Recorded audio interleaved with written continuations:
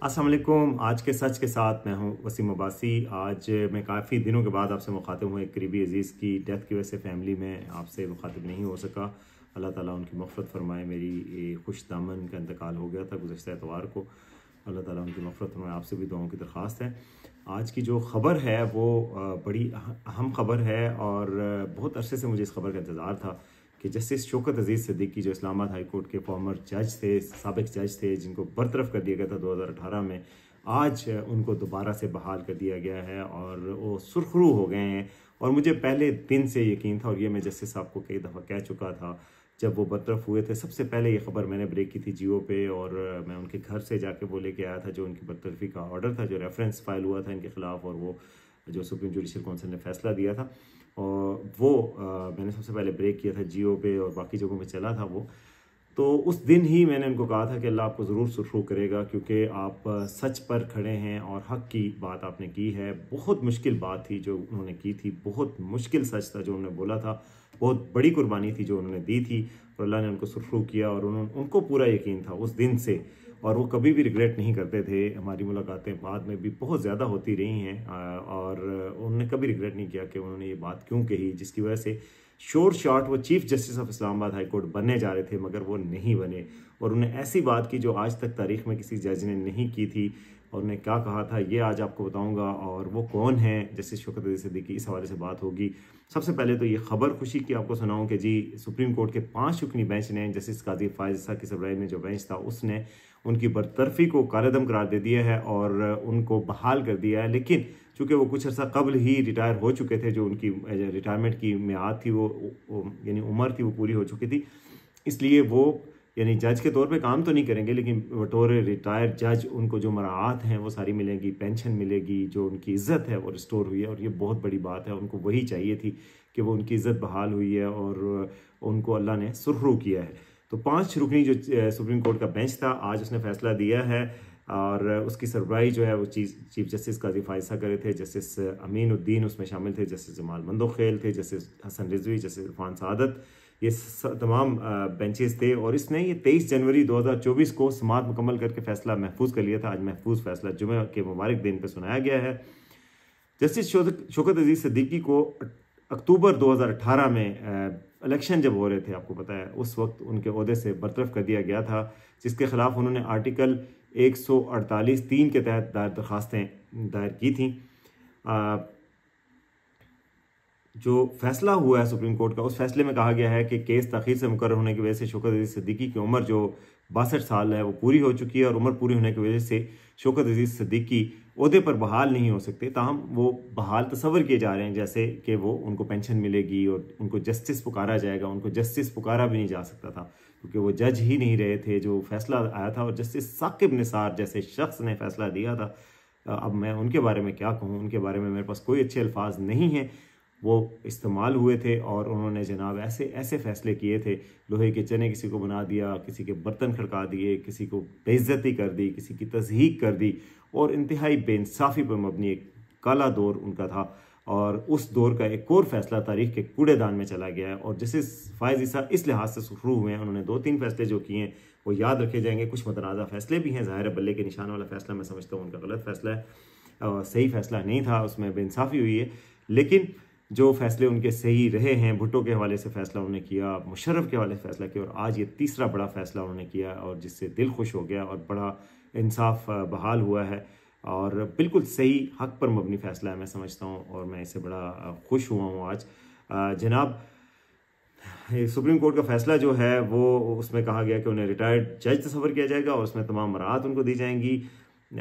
उनको 2021 में उनकी जो पाकिस्तान बार काउंसिल ने उनका लाइसेंस बहाल कर दिया था, और प्रैक्टिस शुरू कर दी थी। इस्लामाबाद प्रैक्टिस नहीं करते थे, पिंडी में प्रैक्टिस करते थे। मैं उनके हालात ज़िंदगी से वाकिफ़ भी हूँ, पर्सनली मैं जानता हूँ कि उनको बड़ी मुश्किलात रहीं, उनको घर छोड़ना पड़ा, उनको प्रैक्टिस भी नहीं करने दी जाती थी, वो कहीं प्रैक्टिस भी नहीं करने पड़ते थे। इतनी ज़्यादा मुश्किलात में मैंने किसी शख्स को नहीं देखा कि जिसने अपनी ज़ाती एफ़र्ट करके और अपने फ़ैसले की वजह से इतनी मुश्किलात सही हूँ, और उसको पता हो कि ये मुश्किलात सहेगा लेकिन उसने फ़ैसला किया हो। तो ऐसे लोग तो हमारे लिए काबिल कदर हैं। और उन्होंने फिर ये फ़ैसला किया, और उसके बाद मुश्किलात का मर्दाना वार सामना किया, और आज वो अल्लाह के नज़दीक और हम सब के नज़दीक सुरखरू हो गए हैं। तो 3 रुकनी बेंच जनाब जस्टिस काजी फाइजा की सरबराही में जो पाकिस्तान बार कौंसिल की 3 रुकनी एनरोलमेंट कमेटी थी, उसने उनको 2021 में बहाल किया था उनका लाइसेंस वकालत का, और कहा था कि चूंकि सुप्रीम जुडिशल कौंसिल ने जो फैसला किया था उसमें बदउनवानी या बद अखलाकी तौर पर कोई कमज़ोरी वाला इल्ज़ामात नहीं थे जिसकी वजह से बरतरफ हुए, तो इस वजह से कमेटी उनको उनके लाइसेंस को बहाल करती है। अच्छा, शौकत अजीज सिद्दीकी कौन है और उनको ओहदे से क्यों हटाया गया था, इस हवाले से BBC पे भी एक रिपोर्ट छपी है, आज़म खान की, हमारे दोस्त हैं, वो मैं आपको बता देता हूँ। उसमें उन्होंने कुछ फैक्ट्स दिए हैं तो वो आपसे शेयर करता हूँ, बाकी मैं आपको अपनी बात बताता हूँ। उनके मुताबिक शौकत अजीज सिद्दीकी 21 नवंबर सन 2011 को सुबह पंजाब के कोटे से इस्लामाबाद हाई कोर्ट में पहले एडिशनल जज तैनात हुए, फिर उन्हें मुस्तकिल जज तैनात कर दिया गया था। उन्होंने जुलाई 2018 में रावलपिंडी बार से खिताब के दौरान क्या इल्ज़ाम आयद किया था जी, कि ISI के एहलकार ना सिर्फ अदालती मामलात पर असरअंदाज होते हैं बल्कि अपनी पसंद के बेंचेस बनवा कर भी अपनी मर्जी के फैसले लेते हैं। इस तकरीर में जस्टिस शौकत अजीज सिद्दीकी ने इल्ज़ाम लगाया था कि ISI के एहलकारों ने इस्लामाबाद हाई कोर्ट के चीफ जस्टिस अनवर कासी से मुलाकात करके उन्हें साबिक़ वज़ीर-ए-आज़म नवाज शरीफ, मरीम नवाज और कैप्टन रिटायर्ड मोहम्मद सफदर को एहतसाब अदालत से मिलने वाली सज़ाओं के खिलाफ अपीलों की समाअत 25 जुलाई को मुल्क में होने वाले आम इंतखाबात के बाद करने का कहा था, जिसे शौकत अजीज सिद्दीकी के बकौल तस्लीम कर लिया गया था। जस्टिस शौकत अजीज सिद्दीकी के इल्ज़ामात पर फौज के तर्जमान मेजर जनरल आसिफ गफूर ने सुप्रीम कोर्ट के चीफ जस्टिस को तहकीकात करने और कानून के मुताबिक कार्रवाई करने का कहा था। आसिफ गफूर साहब ने हमें कहा था मुस्बत रिपोर्टिंग करें, उधर सुप्रीम कोर्ट को कहा था कि तहकीकात करें और कानून के दायरे में लाएं, और जो कहा था उनका साकिब निसार साहब के लिए तो हुक्म का दर्जा रखता था। उन्होंने जनाब कहा कि यस सर, और उन्होंने मज़कूरा जज के इन बयानात की रोशनी में वज़ारत दिफा की तरफ से एक शिकायत सुप्रीम जुडिशल काउंसिल में दायर कर दी गई। बस उन्होंने कहा कि माली का काम पानी देना है, और उन्होंने दरख्वास्त दायर की। आगे साकिब निसार साहब जनाब फ्रंट फुट पे आके उन्होंने कहा सर हुक्म करें सर, बात ही कोई नहीं है सर, डैम भी बनाऊंगा और ये काम भी करूंगा, और ना डैम बना और ना ये काम सही हुआ। फिर जनाब वो सुप्रीम जुडिशल काउंसिल में दरख्वास्त दायर हो गई, कार्रवाई हुई। साकिब निसार साहब सुप्रीम जुडिशल काउंसिल के सरबराह थे। इस शिकायत पर आइन का आर्टिकल लगाया उन्होंने 209, उसके तहत कार्रवाई करते हुए सदर मुमलिकत से कहा था कि जी इनको बरतरफ करने, ओहदे से हटाने की सिफारिश कर दी थी। इस सिफारिश पर अमल करते हुए उस वक्त के सदर पाकिस्तान डॉक्टर आरिफ अलवी ने अक्टूबर 2018 में शौकत अजीज सिद्दीकी को बरतरफ कर दिया था। इससे कबल भी जैसे शौकत अजीज सिद्दीकी के खिलाफ एक रेफरेंस दायर किया था कि जी उन्होंने अपने घर की कोई तजावज़ करते हुए घर की तज़ीन और आराइश की है, अख्तियारात पर तजावज़ किया है। वो मैंने घर भी देखा, उन्होंने बताया कि यार ये पिंजरा है जानवरों का जो रखा हुआ है, ये मेरा घर है और ये मेरी सारी वो चीज़ है, तो मैंने इसमें क्या ऐसे तजावुज़ किया और क्या ऐसा काम किया। और वाकई वो बात बज़ाहिर कोई ऐसी बात नहीं थी जिसमें उसमें कोई वज़न हो। तो जनाब शौकत अजीज सिद्दीकी साहब अमली सियासत में भी हिस्सा ले चुके हैं और जमात इस्लामी के टिकट पर रावलपिंडी से इंतखाबात में हिस्सा लिया था, लेकिन वो नाकाम रहे थे। लेकिन ज़बरदस्त इंसान हैं, ज़बरदस्त अल्लाह ने उनको सुरखरू किया है, और ज़ाहिर है उनका बनता था हक, और वो बहाल हुए हैं आज। और उस फैसले के ख़िलाफ़, साकिब निसार के फैसले के ख़िलाफ़ आज फैसला आया है, और काजी फाइज़ा के लिए ये एक एहसास की बात है कि उन्होंने एक ऐसा अनडू किया फैसले को, जो कि इनजस्टिस थी उसको अनडू किया, जो नाइंसाफ़ी हुई थी उसको वापस किया और इनको सुरखरू किया। अब ये वकालत भी कर सकेंगे, इनको पेंशन और माआत भी मिलेंगी, और सबसे बढ़कर ये कि अपनी औलाद के सामने, अपनी कौम के सामने सुरखरू हो गए हैं कि जी ये एक मुजरिम नहीं, एक हीरो थे कौम के, और इनको हीरो के तौर पर ट्रीट किया जाना चाहिए।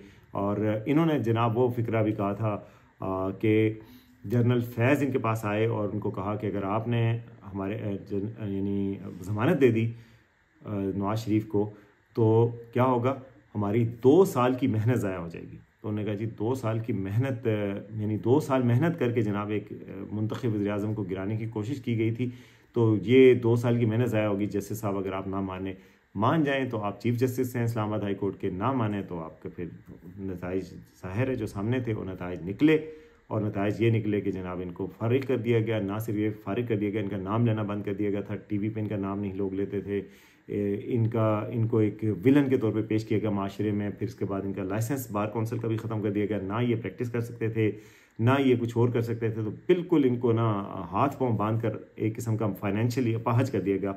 मगर इन्होंने कभी हिम्मत नहीं हारी। हमारे वी न्यूज़ के साथ भी कुछ अरसे से हम इनके साथ कुछ शोज़ भी किए थे, कानून के हवाले से, कानून क्या कहता है, और बाकी बातचीत भी की थी। लेकिन उन्होंने कहा था कि चूँकि सुप्रीम कोर्ट में इनका केस चल रहा है तो ये मीडिया पे नहीं आएंगे, तो उसके बाद से मीडिया पर नहीं आ रहे थे। तो आज ये बड़ी खबर थी, और ये एक अच्छी खबर थी जो सुप्रीम कोर्ट से रिसीव हुई जुमे के दिन। तो मैंने कहा आपको बताऊं कि ये एक फ़ैसला था कि जो गलत फ़ैसला था वो आज वो हुआ, जो बहुत बेहतरीन बात है।